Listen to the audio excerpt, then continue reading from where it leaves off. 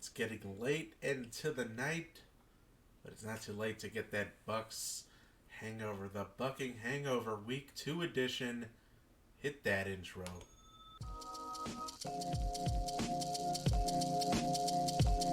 Touchdowns, Tampa Bay, fire those cannons. Oh my. Yes, everybody, good evening. Moose here alone. Unfortunately, no Mike tonight. Taking the night off. Had some stuff with work to finish up, and he's also an hour ahead. It's almost 1 o'clock for you guys over in the East Coast. I should be in bed, but I am so excited to talk about unexpected win for the Tampa Bay Buccaneers. We'll go through it quickly. A few of you guys, of course, thank you so much for the support on the live stream. Can you believe we're on the air for like 50 minutes? That is how long the last 8 minutes of that damn game took. Was 50 minutes of real life time to play 8 minutes of football, basically. Crazy. Don't understand how that happened. But anyway, we're here recording the Bucking Hangover, our Buccaneers reaction show. And let me tell you, I am so happy, so impressed. Such an unexpected win. Everyone was saying we were going to lose this game, and Buccaneers came into Charlotte, took care of business over the Carolina Panthers, 20-14. And again, if you're able to look at our channel, full live stream of the last 8 minutes, kind of my reaction as we were going through, talking through football as well, and recapping a little bit of $10 sports from yesterday's show. So make sure to watch that on our channel. We've been throwing the links out on Facebook and on Twitter as well. Well, where do we even start? I think we got to start with the starting of the game. I know it's kind of obvious, right? But really messy, right? It was storming. It was a nasty game. From the beginning, it already looked like we were going to get nowhere near the over-under on that game, which I think was in the 40s. I think I, for some reason, picked over for the Buccaneers Panthers, but of course significantly under the 40 and change, whatever that was. I'll have to look that up for you guys, but a total of 34 points if you're betting over under. Hopefully you took the under for this one. We knew it was going to be a sloppy game. Torrential downpour at some points. Had a lightning delay of like 30 minutes where the teams had to be taken off the field and all the crowd evacuated into covered areas. So already kind of a wacky game. Lots of rushing initially. Things dried out, of course, and a little bit of passing to go on. Wish we could show you highlights. Please see highlights of Cam Newton not having a good time during most of the game. I was cringing. I mean, cringing as much as I cringed against the 49ers game or in the 49ers game with Jameis. I mean, Cam Newton looked so bad. We'll talk about that in a moment. But as we always do, we want to start out with what went well for the Bucs. What went well? Kind of 4 big bullet points where I felt that we did a great job. And the number one factor, that defense, though. What a showing for the defense. We knew in week 1 there might be something special here, and maybe we're not going to achieve greatness a la 2010, the 2000 and Super Bowl winning Buccaneers yet. I don't want to anoint them the next Super Bowl champions or anything, but this defense has the makings of I think something special. Granted, Gerald McCoy, who kind of a revenge game for him, and he played really well. I think he played better than I thought he would play. Of course, with extra motivation. I think there's hard feelings between us and Gerald McCoy as Buccaneers fans, or even the Bucs and Gerald McCoy, and vice versa. But it was a special game to show that he still had it in the tank, that he was worth that $13 million, and he was disruptive. He got to the backfield a few times, stopping Peyton Barber and Rojo from having breakout games. But I mean, moreover, just what a performance by the defense. I know, and we talked about it in the live stream, are the 49ers and the Panthers the greatest test? Especially if you watch most of the game, Cam Newton probably having a top five worst game he's had in his career. Efficiency wise, under 50% completion rating. Threw for 333 yards. Greg Olsen over 100 yards, but moreover, just the inaccuracy, and I mean, you could almost feel the grimacing, whether it was shoulder, whether it was his lower body. And we'll get to Cam Newton in a moment. I don't want to have that overshadow how well the defense played. Even the last play, stopping Christian McCaffrey, fourth and one, basically to win the game. Stopping him had to have been at least 1 inch short of converting that to another first down, and likely winning the game for the Panthers in the long run. What's another thing that went well? Really thought that Shaq Barrett came to play, star of the game. I think he had 3 sacks to add to his one from last week. Total of 4 sacks so far in the season. The sack hat trick for Shaq Barrett. Very welcome addition coming over from the Denver Broncos. Kind of overshadowed again by Von Miller, overshadowed by Bradley Chubb, kind of their rush or their edge rushers, if you will, over in Denver, and they're great. So not much playing time over there in Denver. Glad he came over to Tampa Bay to fit into the new 3-4 scheme with Todd Bowles. You've heard Emrod talk about how big of a fan he was of Todd Bowles. I think he's hits the nail on the head that wasn't really surrounded by the best players over with New York. Had a couple good showings in defense, but they just didn't have the offense to balance that out most years, at least, that he was there. Jameis, I know we kind of ripped him a new one last week. Media ripped him a new one. Bucs fans, don't read the comment section if you're out there, Jameis, for most of the stuff for week 1.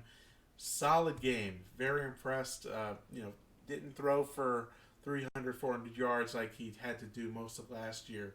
But, Jameis, we're not asking you to do much. Manage the game. Look at Brad Johnson for the Super Bowl year. It was so important to protect that football. I think only 6 interceptions he had the entire year. The Buccaneers offense wasn't the most amazing offense that year. We were definitely carried by our defense back in the Super Bowl winning year and the year or two before that. We just need you to manage the game. We just need you not to lose the game. Make plays when you have to. And just let the defense and Byron Leftwich's play calling do the rest, which I guess that gets an honorable mention after we talk about Chris Godwin again, over 100 yards, a touchdown, leading receiver, I think, on both teams. 121 yards, 8 receptions, 1 touchdown. Pretty good for a 20-point day, or 19-point day. If you got PPR, you're getting close to 30 with Chris Godwin Thursday night. That's not a bad yield. But I want to talk about Byron Leftwich a little bit. And, when he was hired as offensive coordinator, knew kind of his history with coach. And I don't know. I was like, wow, Byron Leftwich, limited success with the Jaguars. Appreciated him as an NFL player. Really, he's going to come and be the offensive coordinator, and hats off to Byron Leftwich. I think we got to get you a reggaeton horn. Tremendous play calling, balanced, really sticking to his game plan. I think, again, the offensive line, it's another honorable mention. Jameis sacked a few times, but at the end of the day, making the appropriate holes and being able to keep Jameis on his feet most of the day. I think a few of the sacks that Jameis had were his own fault. There's one where I swear he literally held on to the ball for 10 seconds before he got sacked. So, coverage sack, if you will. So we talked about what went well and what we were excited about for week 2. Really only 2 points where I feel that we could improve, and I found myself yelling at the penalties. Thankfully, there weren't that many in the fourth quarter, so we didn't see any of that live, but I was watching the game, of course, before, and yelling at the TV at every penalty. I almost felt like Kenyatta Walker was playing for us again, with the false starts and the holdings and just everything going wrong. What were our penalty numbers? Penalties, 12 for 66. We have to be the most penalized team through 2 weeks. Because I'm pretty sure we were in double digits last week as well. Uh, so 12 for 66 yards. Panthers were right up there with 5 for 50, but it's just momentum killers, right? So we're moving. Here's a false start. Here's another false start, and all of a sudden we're backed up again, and it killed some drives. Without those key penalties happening, this game could have honestly gotten out of hand. I think the Bucs could have really pushed the envelope with scoring here, but we just had key penalties in areas of no discipline where just really affected our ability to move the ball and to convert, which really moves us to our second point. Really struggled on third down. I don't know if that's Carolina's defense stepping up. I think the elements had to do with some of that. I'd have to look into more detailed statistics where we were on third down. Was it third and long every time? It might have been. It might be interesting to see what was our third and blank distance on average to see if that's what the factor was. Were we third and long most of the time? But hopefully we get some improvement on that moving to the next game. Of course, playing the New York Giants. Buccaneers get a nice 10-day layoff, thankfully, with this Thursday night game. Getting that out of the way early. We do have some travel over to London, which is always interesting to see how we prepare for that. Long flight, playing in a totally different time zone. So hopefully, as we get near to that in week 6, week 7, I think, against these same Carolina Panthers, that we're ready to go for that.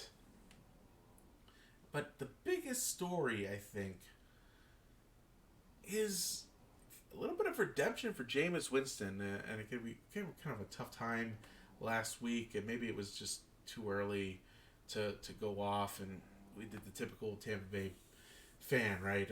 Overreacting to our quarterback play. Oh, he's not the guy for the future. I mean, I don't think he's the guy for the future, but I think a little bit of overreaction from us, right? Here you have Cam Newton kind of in the same situation. The rips on him are the same, right? He's inaccurate down the field. He's a great runner, and I think he's got that X factor a little bit more than Jameis Winston. Maybe a little bit more charisma. Of course, definitely has a better public life that we know of than Jameis Winston has had with his various instances of shenanigans that he goes through, of course. But we really saw cringe-worthy moments from Cam Newton, and I truly hope it's because of injury, and he did not look healthy at all. Definitely a warrior out there giving it his all in the NFL, and I appreciate that as a fan, being out there and trying to be out there for your team. But you gotta think about it. I mean, it's Cam versus Jameis. Kind of the results are the same. Cam was 45% passing today, or 48%. Jameis had a pretty efficient day. I think he was. Where was Jameis at? Let me look at that stat really quick. Jameis, 16 for 25 for 208, 1 touchdown. I'll take that all day, especially if the defense plays the way that they do. So I guess the point here is this happens to even some of the quarterbacks that we think this wouldn't happen to, especially with Cam Newton really struggling today, being the reason that the Bucs had a chance. I mean, I think if Cam Newton plays a solid game, it's a different story. But again, Buccaneers defense, McCaffrey limited to under 60 all-purpose yards. I mean, that's amazing. Not amazing for my fantasy team, but amazing as a Buccaneers fan. I'm really excited for that. Looks like Daisy joined us today. All right. Hey, Daisy. How's it going? Her dear bulldog, Daisy, here for the Buc'ing Hangover as well. She was watching the game with me, snoring through those last 45 minutes of 8 minutes of football play. So I guess we'll monitor this. I truly think Cam is injured, which is sad to hear. I hope he's not broken. I think a lot of the activity on Twitter and jokes were, oh, Cam's broken. It's kind of sad. Such a great, charismatic football player going out like this. So hopefully he'll be okay. He had all off season to recover, so I don't know if anything happened in the Rams game or anything like that. And of course, we'll keep watching Jameis to make sure he keeps going for us. Pretty encouraging. think the best medicine is also a game against the Giants. We'll see how they do against the Bills this week, but fully expect the Buccaneers to take care of business against the Giants next week. And hopefully a nice offensive showing back at home. So that's it for the Buc'ing Hangover. I'm so happy. Hey, let's take a quick look at the screen. And of course, our stats provided by ESPN. We appreciate you, ESPN, for compiling everything so quickly. Here's the big takeaway. While we did give up 350 yards, a lot of those were at the end of the game, kind of garbage yards. Even on the drives, even on the yards per play, 313 yards passing. When you take away the sacks, Cam Newton 333. Here you go, under 50% completion rating here. 25 for 51. McCaffrey with only 37 yards rushing. I think he only had maybe another 20 receiving. Greg Olsen really the only area where they had big production from the tight end. And again, Chris Godwin, solid game. If you're at PPR, you're looking good.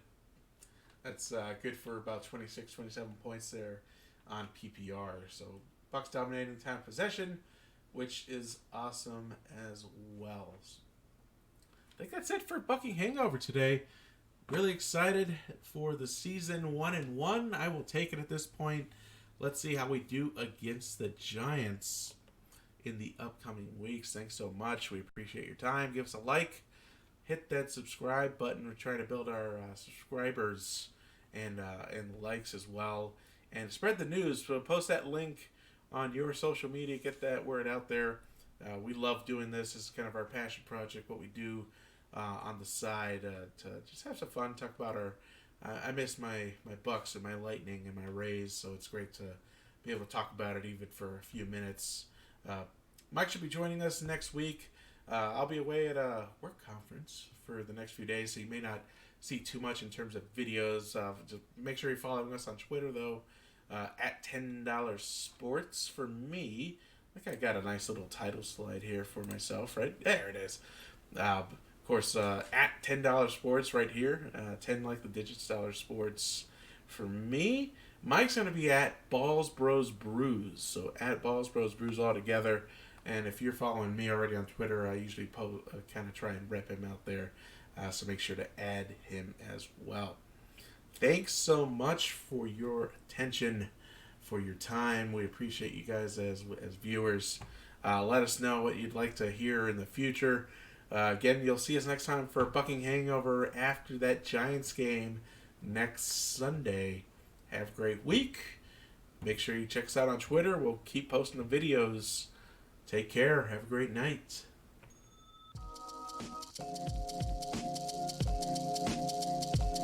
Touchdown, Tampa Bay. Fire those cannons.